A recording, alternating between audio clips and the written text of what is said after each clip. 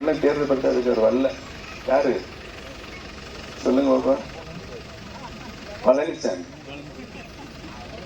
ஊர்ந்து ஊர்ந்து ஊர்ந்து ஊர்ந்து போய் காலை தொட்டு முதலமைச்சர் பதவியை சின்னம்மாவிட்ட வாங்கினார். அந்த அம்மா இது வரைக்கும் யாரும் ஒரு ஆம்பளை கூட தொட்டதில்லை. அவர் பழனிசாமியா இதுக்கு வந்து இவரதே முதலமைச்சர் சொல்லி நியமித்தார். நியமித்த சின்னம்மா அவர்களை எதையோ பார்த்து குறைக்கிறது என்று சொன்னால் எந்த அளவுக்கு ஒரு நன்றியுள்ள மனிதன் அந்த மனிதன்.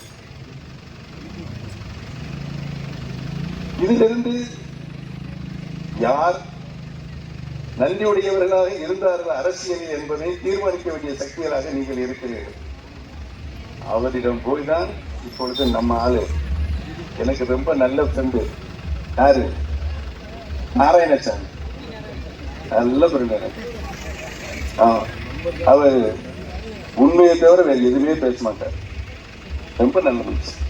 அவர்தான் இப்ப அவர்கிட்ட போய் சேர்ந்திருக்காரு. அவர்கிட்ட போய் நன்றி கெட்ட ஒரு மனிதர் அரசியல்வாணியில் இருக்கிறார் என்று சொன்னால் எடப்பாடி பழனிசாமி தான் தமிழகத்தில். அவர் பொதுச் செயலாளர் வந்தார்.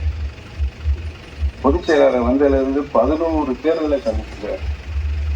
நாடாளுமன்ற தேர்தல், சட்டமன்ற தேர்தல், ஊராட்சி ஊரக உள்ளாட்சி தேர்தல், இடைத்தேர்தல் என்று 11 தேர்தல் சந்திச்சிருக்காரு. 11 தேர்தலையும் படுதோல்வியை அடைந்தார். நான் செவனேன்னு ராமநாதபுரம் போயிடலாம்னு சொல்லி அங்க போய் நாடாளுமன்ற தேர்தலில் போட்டிட்டேன். அங்க வந்து அவருடைய அறுவடை உதயகுமார் ஐயோ 6 பன்னீர்செல்வத்தை கூட்டு வந்தாங்க. அந்த 6 பன்னீர்செல்வம் பன்னீர்செல்வம் 6 பன்னீர்செல்வம் பன்னீர்செல்வம் பார்த்து எப்படியாவது பன்னீர்செல்வத்தை தோக்க வைக்கிறீங்க.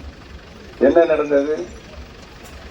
அங்கே போட்டியிட்ட அதிமுக சார்பில் போட்டியிட்ட அந்த நபரும் இவர் கூட்டி வந்த அந்த 6 பேரும் டெபாசிட் தொகையை இழந்தார்கள். அதுதான் வரலாறு.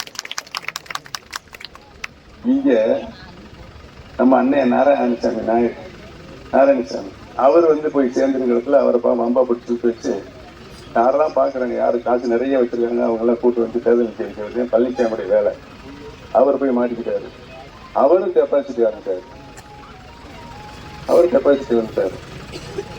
உங்களையெல்லாம் சந்தித்து நான் சட்டமன்ற உறுப்பினராக, அமைச்சராக, முதலமைச்சராக இருந்தேன் என்று சொன்னால் உங்களுக்கு நான் நன்றியுடையவனாக நடந்திருக்கிறேன்.